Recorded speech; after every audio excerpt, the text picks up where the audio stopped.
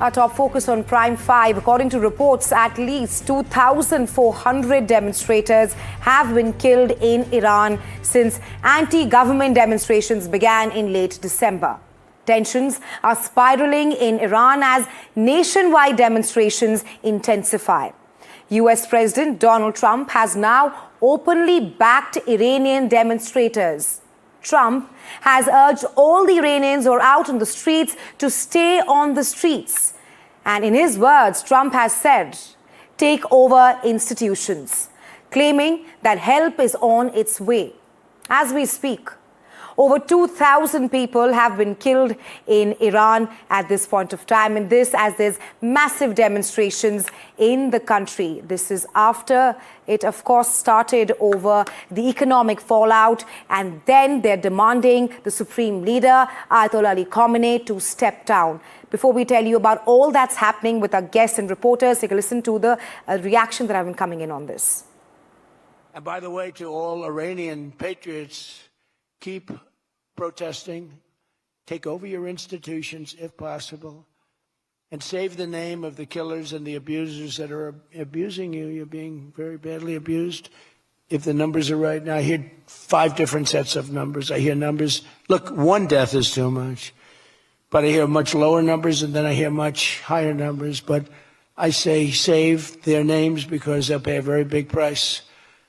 And I've canceled all meetings with the Iranian officials until the senseless killing of protesters stops. And all I say to them is help is on its way. You saw that I put tariffs on anybody doing business with Iran. Just went into effect today. And I say make Iran great again. You know, it was a great country until these monsters came in and took it over. Iran is on my mind when I see the kind of death that is happening over there, we think. So we're going to get some accurate numbers. I'll have it in about 20 minutes. We'll get some accurate numbers as to what's happening with regard to the killing. The killing looks like it's significant, but we don't know yet for certain. I'll know within 20 minutes. So, and we'll act accordingly. ما برای هر عملی آمادگی داریم. اگه میخوان که برخورد نظامی رو که یک بار امتحان کردند و نتیجه نگرفتند یک بار دیگه امتحان بکنن، ما آماده ایم. حتی از جنگ قبلی آماده تریم، هم به لحاظ کیفیت هم به لحاظ کمیت. اگر میخوان که گزینه‌های دیگر رو امتحان بکنن، برای اونها هم آمادگی داریم. هر گزینه‌ای که اونها امتحان بکنن، ما آمادگی داریم. Well, Iran is now pointing the finger outward. Those accusations come as Trump publicly encouraged demonstrators to stay on the streets and signaled that tougher action remains on the table. Tehran alleges that the widespread unrest is the result of active involvement by the US and Israel. And at this point of time, Iran has rather blamed the US and Israel for all the demonstrations happening in the country. Officials claim that foreign powers quickly stepped in to push the situation towards chaos and confrontation in Iran. Iran's foreign minister has now told regional leaders that Washington and Tel Aviv are using public statements, online messaging, and covert networks to inflame tensions on the ground. The Khamenei regime claims to have evidence linking outside actors, foreigners, to deadly violence in the country. Well, Tehran state television has even aired footage of alleged operatives who have described as foreign connected. At the same time, while Trump has been issuing statements and warnings to Iran, Iran has also issued a warning saying that any direct strike on its territory would be answered, clearly lamenting that if US strikes Iran, then Iran will retaliate. Let's now take you through all the war of words which has been happening in the past few days, what Trump has said and what Khamenei or the Iranian President Masoud Pezeshkian has said. First up, Trump last night said that help is on its way, to which Khamenei said that Trump is the main killer of Iranian people. Moving on, the next big statement by the US President Donald Trump is, I would ask the producer to move to the next page, which Trump has clearly said that US will take very strong action towards Iran if Iran continues to kill the demonstrators. To which Khamenei has said will defend itself against evil and foreign interference, clearly lamenting that it's US and Israel, they are to be blamed for the protests happening in Iran. Trump again asserts that US would strike back very hard to Iran and its officials. To that, Khamenei says that US and Israel military centers are legitimate targets. All the air bases around Iran are legitimate targets. That's if US strikes Iran. The last statement which has come out of the US President Donald Trump is, of course, which I just said, the strike that US would strike back to Iran. To get us a sense of all that's happening right now, my colleague Aditya Rajkol is now joining me live. Aditya, a war of words going on perhaps between both the countries right now. The million-dollar question being, will US actually strike Iran at this point of time? Your thoughts? Well, yes, Raisha, that's the big question really, whether there will be a limited military strike by the United States against Iran. Well, the probability is 50-50 because you cannot go inside the mind of Donald Trump and really guess what he is going to really plan. He has already sought military options from the Department of War in United States and from the intelligence agencies. There are, of course, other non-lethal options like sanctions that could be imposed, but the sanctions have been used time and again in the last many years to really impress upon Iran to change its tactics. That clearly has not happened. We've seen some kind of a moderate statement from the Iranian foreign minister saying that he's ready for a dialogue, but that has been categorically rejected by Trump himself. He has said that he's cancelling all meetings with the Trump with the Iranian officials and the Trump administration. And at the same time, he's motivating the protesters to continue to protest. Not only that, he's asking them to take over the institutions. Now, already there are reports coming in that more than 2,000 to 3,000 people have died. There are some estimates by some media organizations and human rights bodies as well, that more than 12,000 people have died. This was asked to Donald Trump as well, and he said that in the next 24 hours there would be clarity. There's no official number or authentication on a final figure of the casualties that have really happened. But today, a mass execution really taking place of many of the protesters in Iran by the Iranian regime. At the same time, we are seeing protesters against the regime only increasing the pace. So what kind of a help is Trump really talking about? Will it be military strike, or will it be non-lethal sanctions or a diplomatic strike against Iran? We'll have to wait and watch. Israel also is keeping a close watch. There was a late-night security cabinet meeting that was organized yesterday. But as of now, we do not know whether there will be a military strike, because if there is a military strike, even if a limited one, it is possibly going to escalate into a larger conflict in the Middle East. That is certainly that many countries in the Middle East wouldn't want, especially after the Gaza-Israel war.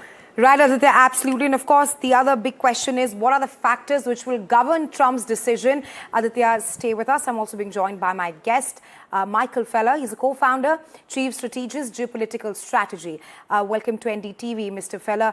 First up, of course, like I was talking to my colleague, there's a war of words going on between Washington, D.C.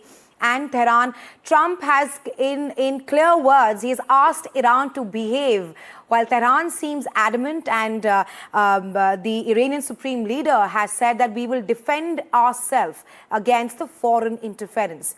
Your assessment of where the situation is heading to, and also talk to us about the factors which will govern Trump's decision, because last night he said that help is on its way to all the Iranians who are out on the streets. Thank you for having me. So essentially, as in the past, Donald Trump has an incentive to look like he's in control, that he's the central figure in all of this. It doesn't matter whether it's Iran or Venezuela or somewhere else. He's got to appear the central figure to his own constituents and to the world. So in the case of US intervention, you have to wonder why he will actually pull the trigger, so to speak.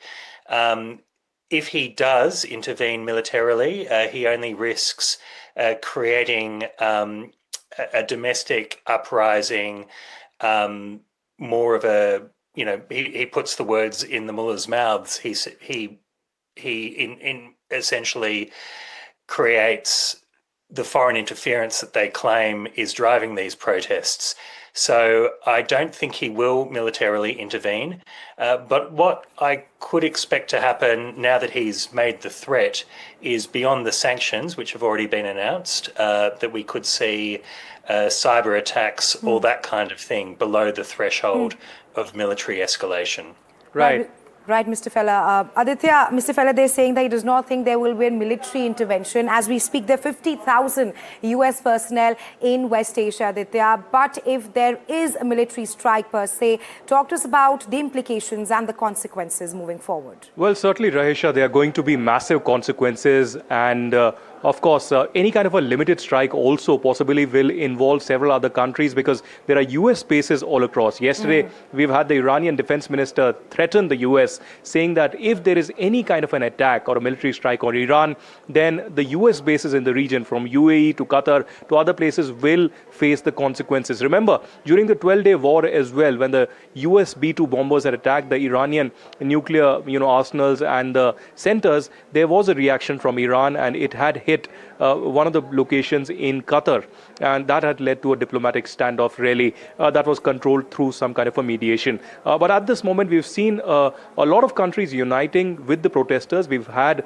at least 10 to 12 European countries yesterday summon their respective Iranian ambassadors against the killings of the protesters that have been reported. We've seen strong remarks from US, UK, France, and many other countries as well. But I wanted to take this to Mr. Fella as well. Mr. Fella, Aditya Raj called this side. I want to ask you also about what are the other options that the US or the West really would have if at all there is a regime change that is being spoken about. I've spoken to Israeli diplomats who say that their intelligence assessment is that there is no regime change possible in the near future.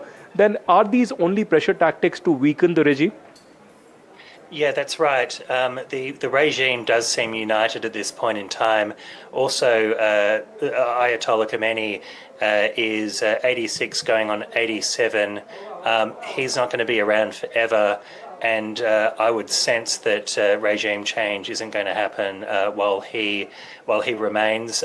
People are comparing this to Venezuela, but you can't decapitate the leader and then expect the regime to trundle on. Power underneath Khamenei is too diffuse. There's no Delcy Rodriguez, there's no vice president, although there's a president, although he doesn't have much power in Iran. So yeah, no good options for regime change. It's not such a cut and dry issue. So again, it makes me wonder, what's the point of a military intervention? There's only downside risk from what I can see. And what we saw last year after the strikes is it created a rally around the flag effect, if anything, in Tehran, whilst they lost a lot of IRCG commanders and no doubt lost a lot of respect due to the flimsy defences. It meant that the regime carried on as before. Right. Mr. Fella, Russia has also at this point of time warned of consequences. And like what Aditya was also making the point there, that yesterday Iran said that we have learned pretty well, unique experience during the 12-day war with Israel, and they are perhaps prepared for a war with the United States of America at this point of time. Your thoughts on that, and especially with all the countries coming in, how will that impact if there is military intervention by the United States of America and retaliation by Iran? Well, they will see military intervention as being about regime change, not surgical strikes against nuclear facilities. So I think that they would only have incentive to really escalate, and that's through closing the Strait of Hormuz at a minimum and potentially attacking US air bases, not just in a token way, as happened in Qatar, where they telegraphed that, gave everybody half an hour's notice, but that we would actually see US personnel killed this time around. So, when their back's against the wall, what's the incentive to constrain oneself? Right. I would request Michael and Aditya to please stay with us. I'll just show the viewers about the key US bases that we've been talking about here, which can come under the radar if there is a strike. All right, let's tell you more about the key Iranian targets for the United States of America and the missile production facilities, which Iran is still building ballistic missiles. Okay, first up, that Iran is still building ballistic missiles. These are the key Iranian targets for the United States of America.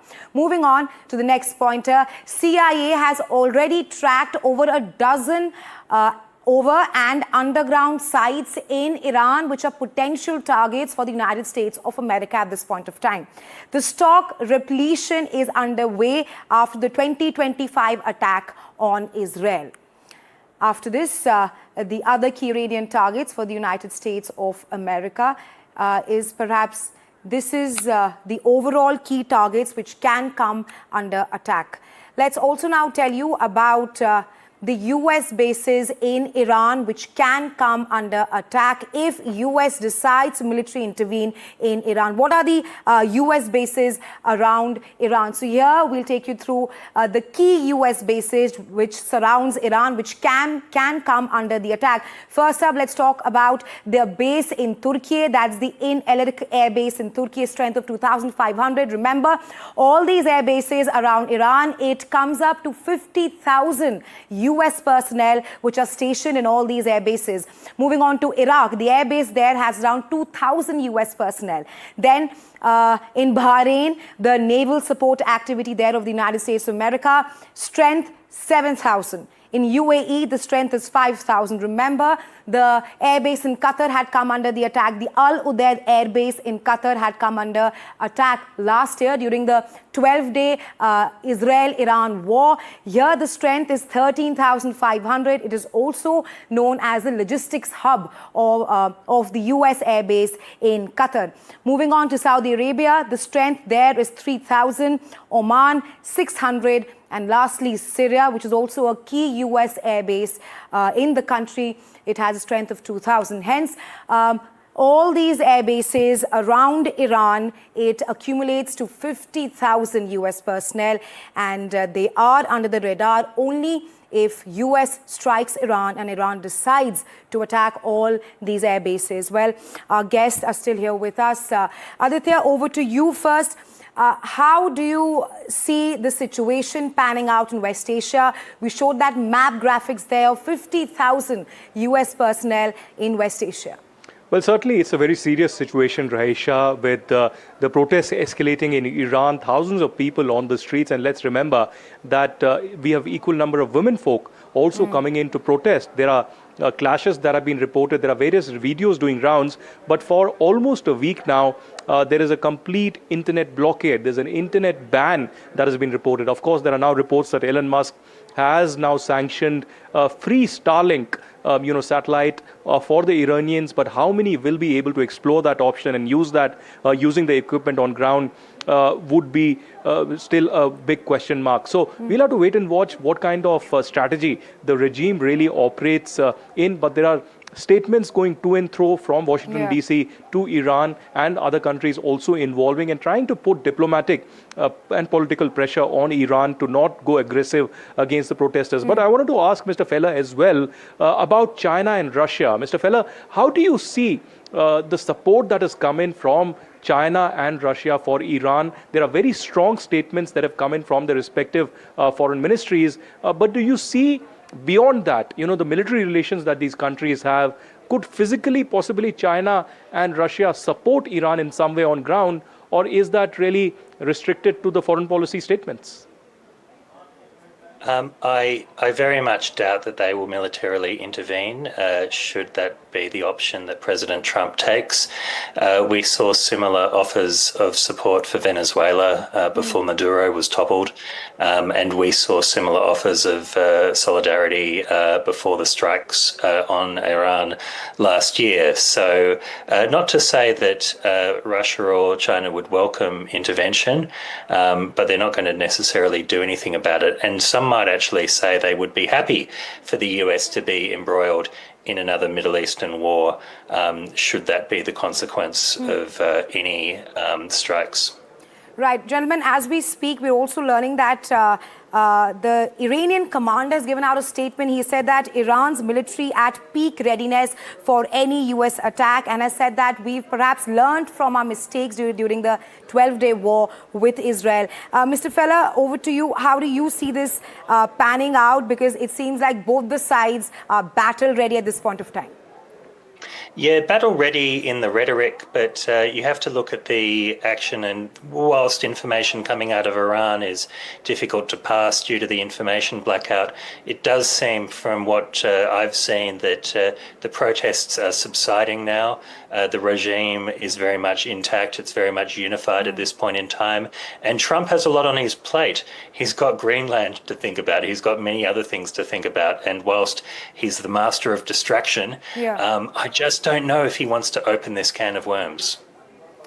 Right, and of course, we'll wait and have to see what are the factors that govern Trump's decision. But I would request both of you to please stay back. Let's tell our viewers about the possible scenarios that can happen if Trump strikes Iran. That's a million-dollar question. If US strikes Iran at this point of time, and what will be the impact in West Asia? Talking about Iraq now, these are the possible scenarios that we're breaking down for you here in Prime 5. First up, may face intensified internal divisions if US strikes Iran. And that is because of Iran-backed militias. They may then launch counter-attack on the United States of America. Now, the Shiite majority Iraq then risks becoming a primary battleground. Iraq will perhaps come in the crosshairs if US strikes Iran. Moving on to the next country, Saudi Arabia and the UAE, they will brace for Iranian missile barrages because remember, like we told you here on the show, that both these countries, it has US air bases in their backyard. Hence, they will come in the crosshairs of the battle between both the countries. Moving on, Strait of Hormuz disruptions now, Strait of Hormuz was also disrupted during the 12-day Iran-Israel war last year. There will also be spike in oil prices if these countries get involved. Then they also moving on to the next country, Syria now. Syria again has a US air base in its backyard. And if this country comes under the radar, it may invite Iranian proxy surges from Lebanon through Hezbollah. It also may risking Israeli incursions and Turkish interventions. And lastly, it may endure the Hezbollah rocket exchanges. Hence, these are the possible West Asia impact if Trump decides to strike Iran. And we have our guest now, reporter, my colleague Aditya with us. Aditya, over to you. How do you see this panning out? The West Asia impact, of course, at this point of time. Well, firstly, Raisha, it's important to mention here that some stringent measures have been taken by several countries already. We've had a statement that has been issued by the Indian government today. It's an advisory by the Indian mission in Iran, and all Indian nationals have been asked to vacate and leave Iran as soon as possible. Be it people on pilgrimage, be it Indian students, be it tourists or business persons, they need to leave Iran as soon as possible because perhaps I would presume that the Indian government would have done an intelligence assessment and a diplomatic assessment that clearly indicates there could be more further violence and clashes. We do not know about a military strike, but that is not off the cards completely, and hence we can't take chances. Apart from India, already Canada has asked all its citizens to leave. America, US has also issued an advisory asking all American nationals to leave. Already, America does not have a diplomatic presence on ground, and that creates more problem for them. The Canadians also have a very limited role as per consular services. So this issue is going to escalate further. To what extent, we'll have to wait and watch whether there will be a military strike, whether there will be more sanctions or diplomatic and economic pressure on Iran. That is for us to see and verify over the next few days. But one thing is clear, that the protests are escalating and the Iranian regime is in tremendous pressure right now. Right. And of course, the protests are increasing. I just also want to mention that what is different this time around is that the bazaris, if I may, the traditional merchants are this time the epicenter of these demonstrations in Iran. Mr. Fella, I just want to seek your inputs on the fact that Iran has blamed US and Israel. It says that it's the foreign interference due to which there are protests happening in Iran at this point of time. How do you see the situation evolving in the country? Do you think that it's time up for Khamenei? I don't. I think we've seen so many of these protest movements. We had one in 2022, 23, 2009, 2005, 1999. But the regime still sticks around. And whilst it might pain many of us to say that, certainly they have a robust security apparatus there. We've seen the crackdowns. We've seen how efficient those crackdowns have been.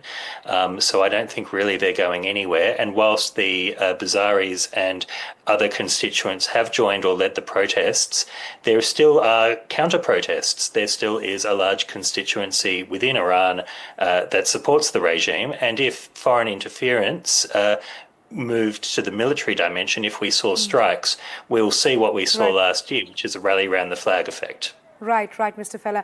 Thank you, Mr. Fella and Aditya, for joining me on Prime 5 and sharing your thoughts with us on this. All right, staying on with this story now, an Iranian protester, his name, Irfan Soltani, is reportedly facing execution in Iran today. That's after he was tried, convicted and sentenced following his arrest last week. His age, 26-year-old. He's just 26-year-old, and he was arrested at the peak of the demonstrations. That's before the internet blackout. Soltani is one of the many thousands of demonstrators arrested last week. Trump has warned Iran against executing demonstrators. Trump has said that the US would take strong action if the regime hangs detained Iranians. In a post on X, the US State Department said that Iranian officials had arrested more than 10,600 Iranians, but reports suggest that at least 2,000 have been killed in Iran. Let's now tell you more about this 26-year-old Iranian demonstrator who is on a death row as we speak. So who is Irfan Soltani? Who is this 26-year-old Iranian demonstrator? Now, he's just 26-year-old, of course, Iranian demonstrator. His name, Irfan Soltani. Reports say that he is likely to be executed today. Well, what's his fault? He was arrested last week when demonstrations peaked in Iran over economic issues and also the overall well-being of Iranians. He has been issued with death sentence within 2 days, and since then there has been no contact with the family since his arrest. All right, let's tell you more about what is happening in Iran. It's perhaps a neighborhood in West Asia, which is on the brink. Our next report perhaps giving you a lowdown of all that's happening in Iran and that's at this point of time, and what is next for the Supreme Leader, Ayatollah Ali Khamenei. In the early hours of June 22, 2025, US military forces launched a precision strike against 3 Iranian nuclear facilities in Fordo, Natanz and Isfahan.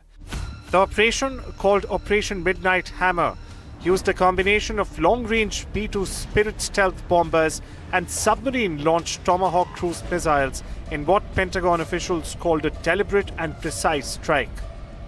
The U.S. military carried out massive precision strikes on the 3 key nuclear facilities in the Iranian regime: Fordo, Natanz, and Isfahan. Everybody heard those names for years as they built this horribly destructive enterprise. Our objective was the destruction of Iran's nuclear enrichment capacity and a stop to the nuclear threat posed by the world's #1 state sponsor of terror. It was the largest operational deployment of B-2 bombers in US history, with 7 stealth bombers flying more than 18 hours and refueling in mid-air to reach Iranian airspace undetected. The bombers delivered multiple bunker busters specifically intended to destroy deep buried enrichment infrastructure. More than 24 cruise missiles supplemented the aerial assault, hitting key nuclear work sites. Hours after the operation concluded, Trump took to social media and television to defend the action. He declared that US forces had completely and totally obliterated Iran's key nuclear sites, and also warned that Tehran must now seek peace instead of escalation. Iran, the bully of the Middle East, must now make peace If they do not, future attacks will be far greater and a lot easier. There's no military in the world that could have done what we did tonight. In the days leading up to the strikes, Donald Trump publicly signaled a hard line against Tehran's nuclear ambitions. Trump had repeatedly insisted Iran cannot be allowed to possess nuclear weapons. It's painful for both parties, but I'd say Iran is not winning this war. And they should talk, and they should talk immediately before it's too late. Iran's leadership denounced the strikes. Supreme Leader Ayatollah Ali Khamenei described the strikes as a big mistake by the US and rejected claims that Tehran's nuclear program was crippled. به مراکز هسته‌ای ما حمله کردن که البته این در خور پیگیری جزایی در دادگاه‌های بین‌المللی است به طور مستقل. Khamenei pledged that punishment continues for perceived enemies and vowed a strong response, signaling Iran's intent to resist foreign pressure and intervention.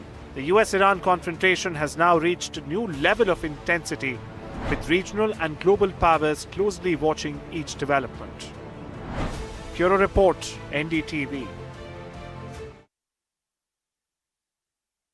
And well, at this point of time, the big question is it time up for Iran's Supreme Leader, Ayatollah Ali Khamenei? Clearly, Iran has blamed the United States of America and Israel for the protest happening in the country. And with thousands of Iranians out on the streets fighting for their rights at this point of time, we'll wait and have to see. The million-dollar question being if US will strike Iran at this point of time. We'll, of course, be tracking that very closely. And shifting our focus to another news right now. And this is from the United Kingdom, where a neighborhood in West London is at a breaking point. We say that because a disturbing incident unfolded in Hounslow, West London, where a 15-year-old Sikh girl was abducted and gang raped by men of Pakistani origin. Reports confirm that the girl was held captive in a flat by the members of the Grooming gang from Pakistan, and she was subjected to repeated abuse. The case came to light after videos of the incident spread across social media, but it wasn't the police who broke down the door. It was a crowd of 200 Sikh community members who gathered outside the accused residence, refusing to leave until the girl was released. The community says that they went to the police first, where they were greeted by silence. These gangs often target vulnerable girls aged 11 to 16, inciting them with promises of love, gifts, and friendship. Once isolated, victims face blackmail, threats, and trafficking for profit. And my colleague Aditya is with us. Aditya, this is a heart-wrenching news coming. A Sikh 16-year-old girl gang raped by Grooming gang of Pakistani origin, and the UK police there also taking no action. Well, absolutely. A very horrific case, a very shocking case coming to light from United Kingdom. But this is not the first and perhaps won't be the last. Over the last many years, such cases of grooming gangs, particularly Pakistani Muslim grooming gangs who have been targeting the Sikh community, girls aged 11 to 16. That's been the modus operandi. And such thousands of cases have come to light where such grooming gangs attack, abduct, and then gang rape such girls and also take videos of the same. Yeah. Many of the Pakistani nationals or Pakistani origin people have been arrested from time to time. Their videos have been released by vigilante groups and human rights groups as well. But this particular group is has been in action for a very long time. This particular case is from West London in Hounslow, where a 15-year-old Sikh girl was targeted by these Pakistani Muslim gangsters, which is part of the grooming gang modus operandi. In this particular case, 6 perpetrators were involved, including a 34-year-old, and a massive protest was organized by the Sikh community when the videos really went viral. Because of the kind of reaction from the society, not many of these cases come to light, but whichever do, the police has been trying to act as well. This case has been raised in the House of Commons and the UK Parliament as well, and opposition has often attacked the government to take more steps. And over the years, there are thousands of such cases that have come out, but still a massive approach by the local police, the Scotland Yard and the Metropolitan Police hasn't been taken. So the security forces, the police has come under tremendous criticism, even as such cases come to light almost every week or month in the United Kingdom.